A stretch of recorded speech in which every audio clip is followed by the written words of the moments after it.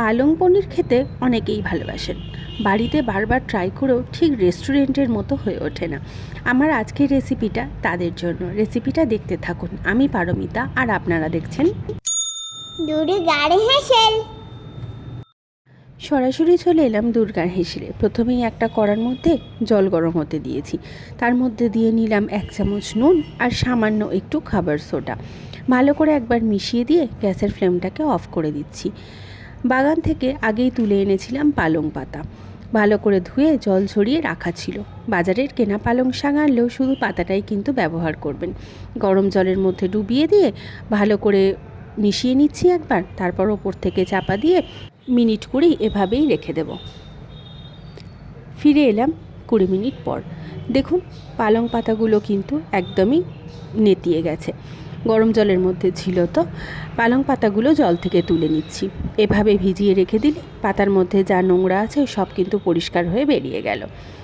আগেই একটা বাটির মধ্যে ফ্রিজে ঠান্ডা জল নিয়ে রেখেছিলাম। সেই বাটির মধ্যে, অর্থাৎ সেই জলের মধ্যে আর কি, পালং পাতাগুলো ডুবিয়ে দিলাম। এভাবে গরম জল থেকে তুলেই ঠান্ডা জলে দিলে কিন্তু সবুজ রঙটা সবুজ মতো সুন্দর হয়ে লাগবে। এরপর মিক্সির বাটির মধ্যে দিয়ে নিচ্ছি পালং পাতাটা আর 1 মুঠো কাজু। এখানে আপনি যদি গোটা কাজু ব্যবহার করেন তাহলে 25 গ্রাম ব্যবহার করবেন। বাটা হয়ে গেছে। রঙটা দেখেছেন কত সুন্দর আছে। এই ছোট ছোট টিপসগুলো ফলো করলে কিন্তু রঙটা এত সুন্দরই থাকবে। কড়ার মধ্যে 1 চামচ বাটার দিয়ে গরম হতে দিয়েছিলাম। বাটারটা যখন গলে গেছে সেই সময় তার মধ্যে অল্প তেল অ্যাড করে দিচ্ছি। বাটার আর তেলটা একবার ভালো করে মিশিয়ে দিচ্ছি। দিয়ে নিচ্ছি পেঁয়াজ বাটা। এখানে আমি মাঝারি সাইজের 3টে পেঁয়াজকে বেটে নিয়েছি। পেঁয়াজের মধ্যে জল থাকে, তাই সামান্য জলটা একটু কমিয়ে নেব। হালকা একটু নাড়াচাড়া করে তার মধ্যে দিয়ে দিলাম আদা, রসুন আর কাঁচা লঙ্কা বাটা। দিয়ে নিচ্ছি অল্প হলুদ, আর দিয়ে নিচ্ছি জিরে গুঁড়ো আর ধনে গুঁড়ো। সমস্তটাই এখানে আমি 1 চামচ মতো ব্যবহার করেছিলাম। দিয়ে নিলাম সামান্য পরিমাণে হিং, 1/4 চামচ, আর দিয়ে নিচ্ছি নুন। সবটা ভালো করে মিশিয়ে নিয়ে একটু সময়ের জন্য ফুটতে দিচ্ছি। তাতে কি হবে, পেঁয়াজের মধ্যে যে জলটা আছে, মশলার যে একটা কাঁচা গন্ধ আছে সেটাকে কাটিয়ে দেবে। অল্প একটু জলও দিয়েছি।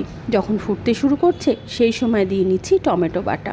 টমেটো বাটা দিলে আবারও একটু জল হবে, আর সেই জলটাতে সমস্ত মশলাটাই কিন্তু বেশ ভালো করে রান্না হয়ে যাবে।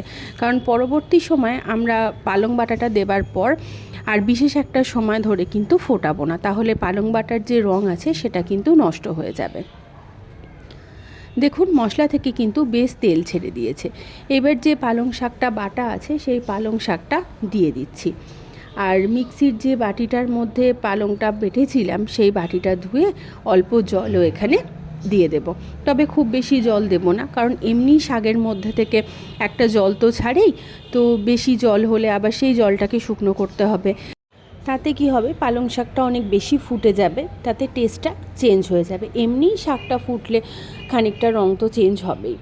যেহেতু পালং শাকের মধ্যে একটা কষাটে ভাব থাকে, তাই এখানে আমি অল্প পরিমাণে চিনি দিয়ে দিলাম। চিনিটা কিন্তু শাকের মধ্যে থেকে কষা ভাবটাকে কাটিয়ে দেবে।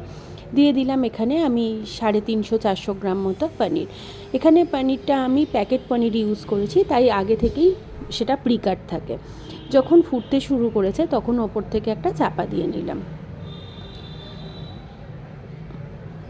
তারপর মিনিট 7-8 পর চাপাটা খুলে আমি এখানে দিয়ে দিলাম একটুখানি কসুরি মেথি হাতে করে ক্রাশ করে। আর এখানে আপনারা অ্যাড করতে পারেন ফ্রেশ ক্রিম, কিন্তু আমি এখানে দুধের মালাইকে একটু গুলে নিয়ে অ্যাড করে দিয়েছি। এই মালাইটা, কসুরি মেথিটা, এটা কিন্তু দিলে একদম স্বাদটা রেস্টুরেন্টের মতোই আসবে। চাপা দিয়ে আরও মিনিট 10 মতো রান্না করে নিয়েছি। শাকের যে জলটা ছিল সেটা কিন্তু সেই সময় টেনে যাবে। দেখুন বলেছিলাম না রঙটা একটু চেঞ্জ হবে, রঙটা চেঞ্জ হয়ে কিন্তু গাঢ় হয়ে গেছে। ওপর থেকে 1 চামচ বাটার দিয়ে দিলাম আর গ্যাসের ফ্লেমটাকে অফ করে দিলাম। রেস্টুরেন্ট স্বাদের পালং পনির কিন্তু এখন একদম রেডি। একটুও কোনো কষা ভাব কিন্তু এর মধ্যে আপনি পাবেন না। এরকম গরম গরম সুন্দর পালং পনির আপনি রুটির সাথে পরিবেশন করতে পারেন, নানের সাথে পরিবেশন করতে পারেন। গ্যাসের ফ্লেমের মধ্যেই কিভাবে নান রুটি বানাবেন তার রেসিপি কিন্তু আমার চ্যানেলে আগেই দেওয়া আছে, একবার দেখে নিন না। আশা করি ভালোই লাগবে। দেখা হবে আবার নতুন ভিডিও নিয়ে। ধন্যবাদ।